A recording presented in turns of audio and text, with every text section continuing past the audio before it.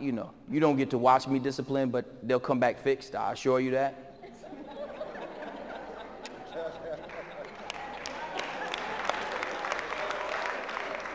Because that's what you want, right? You want them fixed, right? They might look a little different when I'm done with them. I told one boy that I promise you. I said, I promise too. Because I didn't want him to think I was threatening him, because that would give the presumption that I might not do it. I told him, I promise you, boy, if you do something like this ever again, every day you wake up, your stomach will feel that feeling you feel right now, like you're going to throw up. That's what you're going to feel. You're going to see this building and just, oh, God. That's what I'm going to do for you because I love you. So these two boys, what they did was they weren't really beating him up, but they did hit him harder than he wanted to be hit. It wasn't a fight as much as it was they had just roughhoused more than they should have, and so I was going to take care of it in the house. We were going to take care of it. So we had decided the kids were going to have 2 morning detentions. Really was what it was, and some other things in between there. You'd have to see it to believe it. So the boys were going to have to stand for 25 minutes. And so the mother calls me.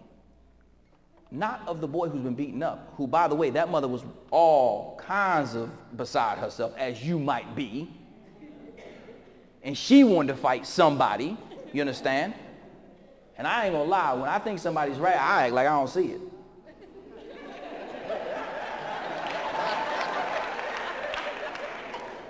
I tell you, you get the first couple licks for free. All right, sister, you got to stop. I'm serious. You better stop. I'm going to tell you, okay. One more time, I'm going to tell you to stop. All right, you got to stop. And this woman literally, for 15 minutes on the phone with me, is trying to tell me that I'm wrong for making her child stand for 25 minutes.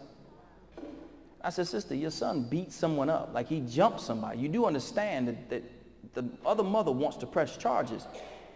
I'm actually keeping your child out of prison. The fact that he's got to stand for 25 minutes, you should be calling me to thank me.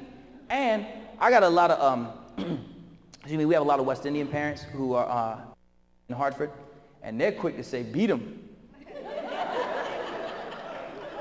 And I keep saying, y'all better stop saying it.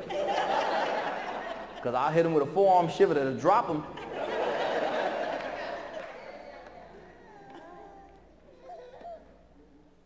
When you come down and you fight against a particular punishment, that's not going to hurt your child. You might think it's more than what it's supposed to be.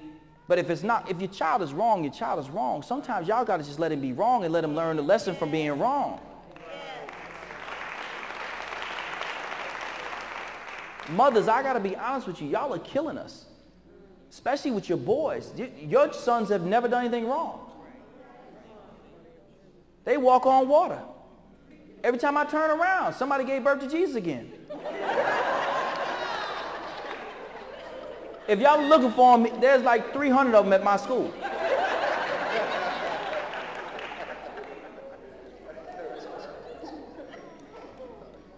Oh no, he can take a loaf, feed, I mean everything. Because if I listen to y'all, that's what he did. You have to find a way to accept the punishment. But again, I say to you, on the same token, if you see patterns of misbehavior by the grown people, that's a different issue that you have to handle differently than just coming down there and acting a fool. You see, I'm separating the two. I'm separating the two because I want you to understand that on some level, you're wrong. And you just have to accept that you're wrong because your child was wrong, right? And on the other hand, something that they're doing to your child is wrong. Suspending your child for 4 days versus 2 when you thought they should only be suspended for 2, okay. So by the 3rd day when you get down there and you fuss at everybody, you can't get the day back. You do understand that, right? Like they can't owe you a day. By the time you go through all the foolishness and call everybody in the world, and I'm calling the press, because that's what they do with me. I'm calling the CNN. I don't give a damn.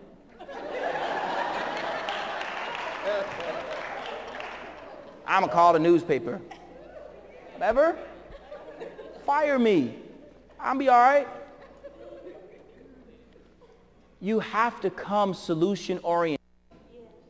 But you also to understand you have two responsibilities. You have the responsibility of raising your own child in this system and making sure that she, he, or they get the services that they are due. You also have to make sure that the system itself is in place to make sure all children are taken care of. I need you to learn things about your state's examinations. I need you to have a better understanding of what's on them, because very often you hear people talking about, well, they're teaching to the test. That's so wrong. Most people don't even know what they're talking about when they're saying they're teaching to the test. If you actually looked at most of the tests, well, they're not intelligent if they can take those tests really well. Well, you're wrong. Because if a kid on a test that goes to 5 gets 5s, all 5s, nobody in this room is going to say that kid is unintelligent. Nobody. You need to understand that in most of these tests, they go 1, 2, 3, 4, 5, and 1 and 2 are failing, and 3 is proficient. You need to understand what that means. Proficient does not mean at grade level. It actually means below grade level. So when this city is saying that this number of children are proficient, they're saying that these children are still not at grade level. So if they're a 10th grader, they're reading at about the 9th grade level. See, they'd have you believe with such numbers of proficiency that, in fact, you're doing well. You're not. Goal is goal. When they say the child is at goal, which is usually a 4 on a scale of 5 or a 3 on a scale of 4, it's 1 behind the top. That means that your child as a 10th grader or as a 3rd grader is reading, writing, and computing at that grade level. See, what happens is we hit you with these numbers and we do these fancy presentations and we talk about all these things and we talk about growth. And you think, wow, that sounds good. We've grown 50%. Yeah, because there were so few of the kids who were actually reading, writing, and computing at level before. So they're so far behind, but it doesn't mean they're anywhere near what you would consider respectable. And these are the things that I need you to work in Parent University to learn more about. See, this woman didn't know about things like that and tests and things. She didn't know. She just saw if there was an A on her child's report card, it said A. They didn't know that in many schools, that A doesn't really mean anything by comparison to other school systems. In fact, that A in many of our schools is not really an A. In some cases, not even a B. See, what happens, especially when you look at African American children, is we're graduating in many cases at least 3 to 4 grade levels below. When I sign my name on a diploma, I'm signing a contract. The diploma itself says essentially that this child is given all rights and responsibilities due to an individual who has in fact completed this set and sequence of courses. Essentially signing a contract with the community, and I stand in front of the community. It's more than a ceremony, much like a wedding. It's more than a ceremony. It's the real thing. I'm showing the diploma, the commencement. The diploma actually says what this child should be able to do. But in too few cases, in communities such as these in mine, it actually doesn't mean that. In fact, you know that because when they do decide to go off to college, when they do make that decision to go off to college, and and they have to take like a 001 course or another non-credit course, the college has shown that in fact what you were told was not true. And here a child went to school the number of days that was required, passed the number of credits that were required, got the GPA they were required, enough to convince a college to take them. And when the college gets them, they look and they say, man, this ain't what we bought. This student is not college ready. You don't need necessarily to be a great author yourself or a great writer yourself to know that many of your children can't write very well. You know that. You do know that a page should not be 1 paragraph. And if you don't know that, and I say that not in jest, so we're clear. I'm not making light. Because if you don't know, that's why I'm here. I'm here to talk about the types of things that I want you to pay attention to. You wouldn't know this if somebody didn't tell you. And you're not supposed to know it because it's not something that everybody knows. We talk a particular way. Many of us talk a particular way. We talk to each other in a certain dialect. And that makes a lot of sense to us. We conversate, right? We make up all kinds of words, right? That one's a made-up word. So, but we do this, and it works for our communication, but it's not academic. And so when you have your parent university and you're working through it, you must push. And see, the sad part about this is you don't know the right questions to ask because you don't know what you're looking for. What you're looking for, like this mother was was just a good education for a child, and she was just taking the opportunities that were given to her. She only had one school in her neighborhood. She had to send to that neighborhood school. She didn't know, and her child wouldn't find out until he went to college, that in fact, though he was a good student in high school, it wasn't to be in college. When he arrived in college, in the first week, by Thursday, he had learned in the first 4 years of high school. He was out of stuff. There are so many of your children right now, or your cousin and them, who are looking up at college right now, and they're getting ready to go if they're not already on campus, and they're sweating.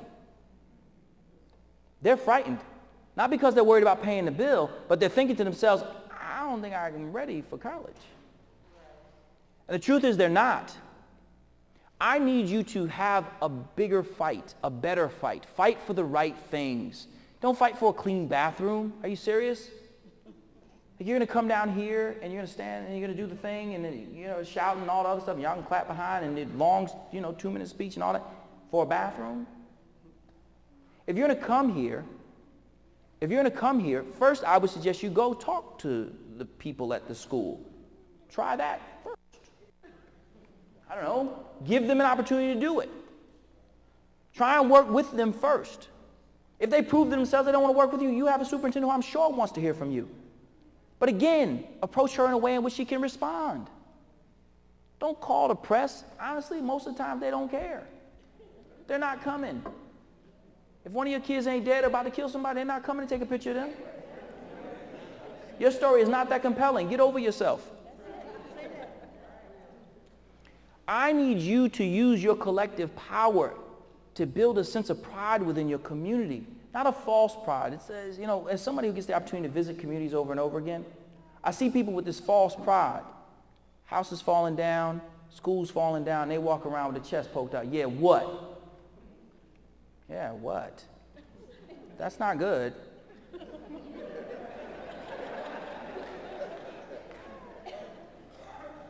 I'm from the South Side. Congratulations. Glad you made it out today.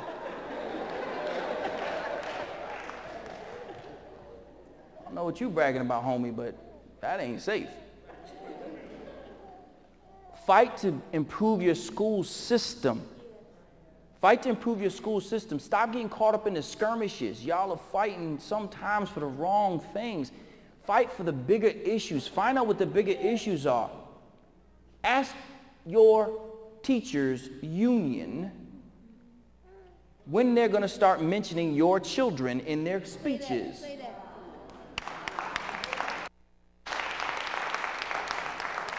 You see, y'all can get mad at the superintendent all you want. She didn't write the contract. She doesn't set the school year. The board, that's just them working with those people. You need to find out who's on your side. Real talk. When they're out there fighting, keep our school open, keep our school open. Why? The damn thing's a failure. It's not, here's one for you.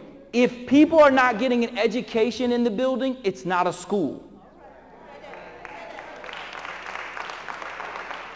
It's a place where people work. It might say school on the outside, but there are prisons that have school written somewhere on them. Too many times y'all have been played. They're closing down our schools and they're privatizing all of them. You just care that your kids get education. You don't really care who's giving it to them. You just want to make sure that at the end of a 6.5-hour day, they've got 6.5 hours worth of education under their belts. When you get them back, because you had to work so hard to get the little stank girl of yours in that, because the teenage girls, they got more mouth than a little bit. And I know mothers, y'all done had a fistful of shirt a bunch of times. Like, girl, I will, ooh-wee.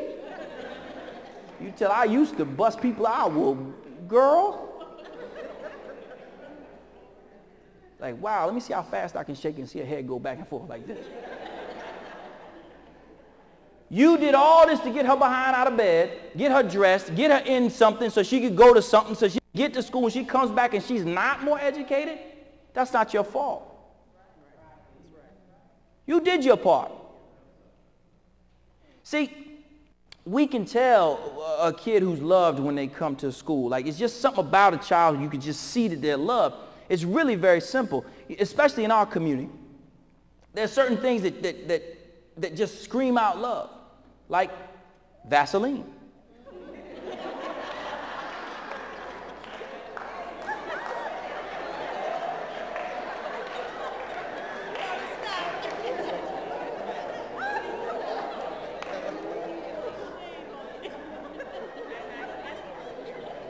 Nothing says love like Vaseline. Right? Shine them up real nice. Your kids come looking like Armor All. And you know y'all got the big one. Just scoop and slather. Mama, I'm slipping in my shoes. That's all right, boy. Walk slower.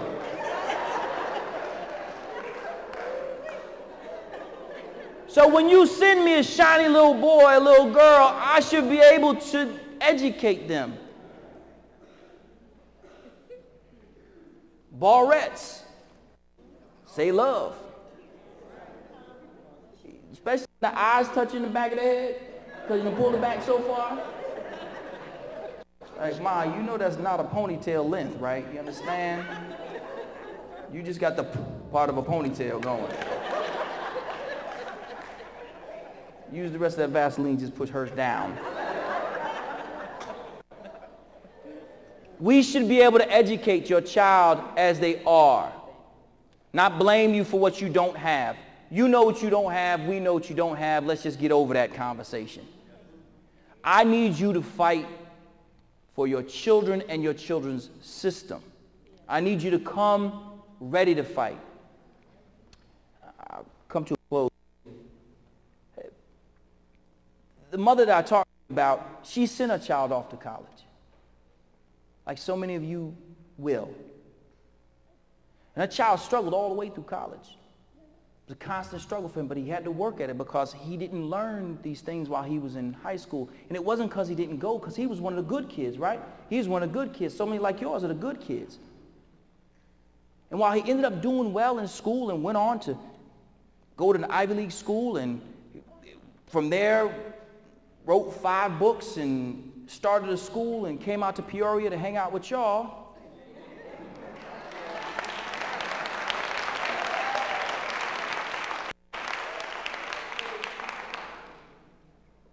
it's still a struggle.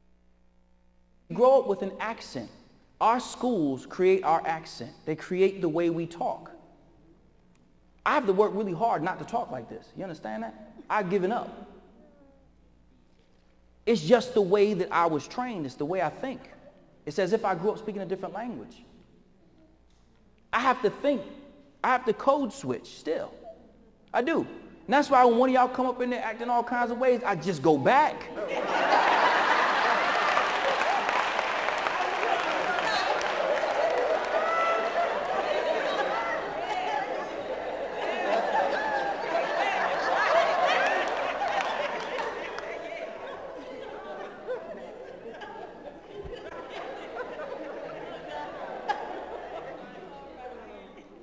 Wow. Whew. You don't get many ma'ams that follow that. I want you to understand, like my mother understood. My mother had to, it drove me crazy to see her in front of these meetings. And even as a young child, I would sit there and I would think, man, what is wrong with these people? Don't they see how hard she's fighting? She would come home and she would cry and she, you know, I understand. And she was fighting. We lived in public housing and she was always fighting because when the projects that we lived in, they wouldn't let us buy oil on credit. Now, what do I know about credit at 9, 10 years old, except for the fact that my mother was in there fighting for it. And I didn't really know what credit was, but it seemed like it was a really important thing because she and the other sister they were the president and vice president of the tennis association. They were also treasurer and everything else. You understand? There's only 2 of them in it. Secretary, the whole 9. But it's important for you to understand that while she didn't get what she wanted, what she did was she raised somebody who was not going to take anything less than what he deserves.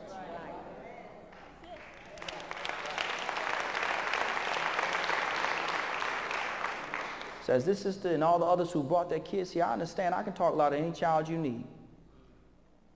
Because she's trying to train them. She's trying to raise them up right. So they'll know how to fight. They don't spend a whole bunch of time fighting and losing. See, I ain't fond of losing. So I watched my mother lose too many fights. And it's not because she didn't put in the work. She was there. She went to every game. She went to everything, but she didn't know what she was fighting for. She didn't know. She didn't understand the system. You have something called Parent University, and you have the opportunity to learn from one another. Take the information that you guys have from one person to the other and make it something meaningful. Stop getting caught up in the skirmishes. Stop getting caught up in the little bitty fights that you keep losing. So they clean the bathroom. The school is still horrible. And how do you know that the school is still horrible? I want you to walk through the school and I want you to ask every single teacher, how many of you send your kids to this school? You know, it's funny to me, one of the ways in which I knew our school had gotten good was I started getting calls from central office. Not about our school, but about our school. I'd see a phone number on, in the call ID. I'd see it, be such and such, assistant superintendent, such and such, this. And they were trying to get the hookup. Oh, Dr. Perry, can I holler at you for a second? Because every time somebody wants something, they want to holler at you. Right, Red? They want to holler at you. Can I holler at you for a second? I know you got a lottery and all, but my daughter's really smart. No, she ain't. I didn't say that, but I thought it. The bubble over my head is much funnier than what actually comes out sometimes. When these teachers really believe in their schools, really, really believe in their schools, their kids will be in them.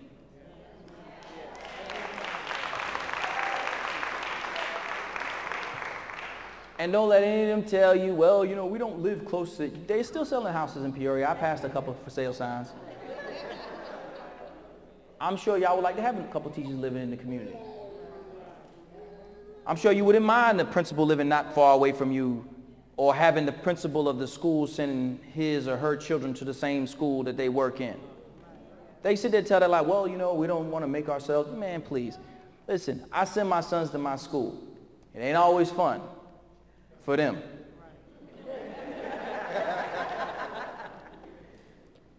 Because I'm walking the halls. I got to do my job, two jobs now.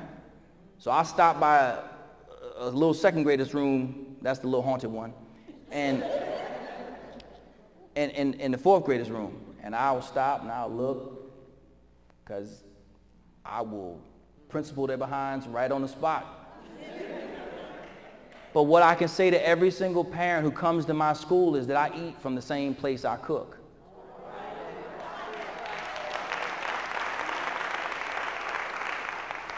If my school is sorry, it's going to be sorry with my kids in it.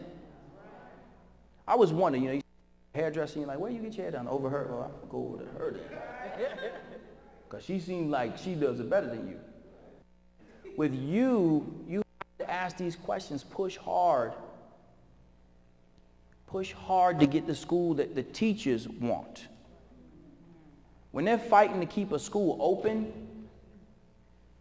tell them to put their kids in there to keep it open.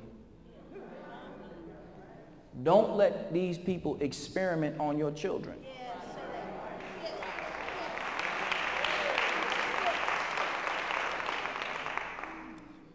Understand what standardized tests mean. I'm not saying that you have to learn it verbatim, but get a sense of what the scoring really is, so that when you look at the schools and you look at where your school scores are, you get a sense for what that means. I want you to understand what that means, because there is information in those tests. There really is. It's not the be-all, end-all, but it's a really good indication. It really is. When you see a child who can write a particular way and can write clearly, and a child who can compute, it says it in those tests. It's not the only way. I want to make it clear. But it's a really good way. Do I agree with the way the tests are given, all of them at one time? And no, I think that's a very bad idea. If I were king of the forest, I would make them go throughout the year. I'd break them into smaller sections, and then I would make the test more connected to the curriculum. Yes, I would do that. But see, you could fight for that. And then you get a true understanding of what they are. But as it is right now, it's a pretty good indication of what your children should know and be able to do. The tests were formed because educators in your state said this is what a child in this grade should know and be able to do at this age, by comparison to the other children, especially those kids in the suburbs. And if your children are performing that much worse than them, it's not because your children are less intelligent. It's not because you're poor or not, because you're educated or not. It's because of what's happening in these buildings.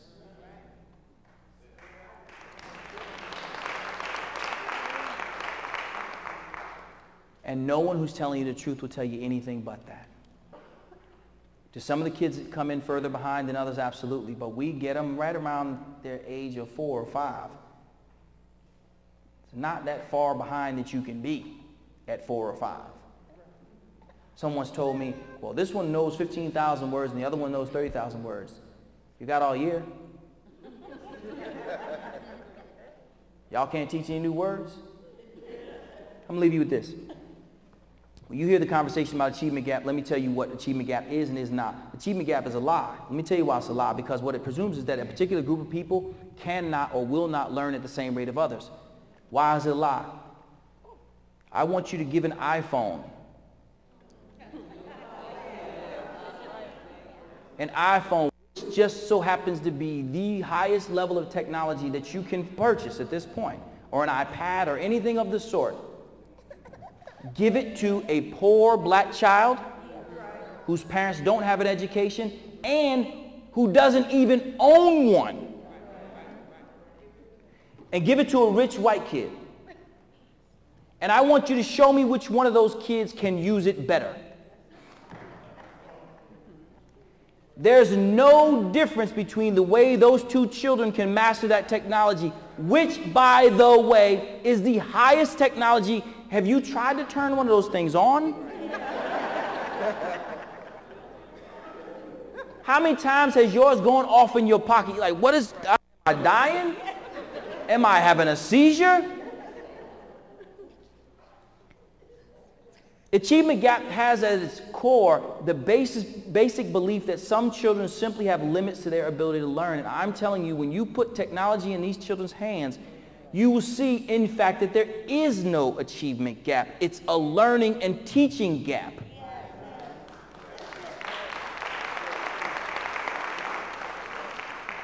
Because if they did not have the intellectual capacity to perform, then they shouldn't be able to perform these very complicated tasks. Very complicated. Give a 6-year-old in the hood a cell phone and watch and see what she can do with it. You get your phone back and every time it rings, it's the Star Spangled Banner remix.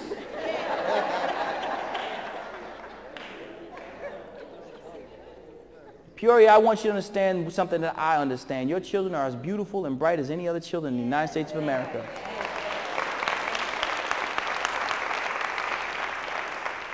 And when you get a better handle on how to fight for your children's rights, they will only get smarter. Thank you so much for your time and attention.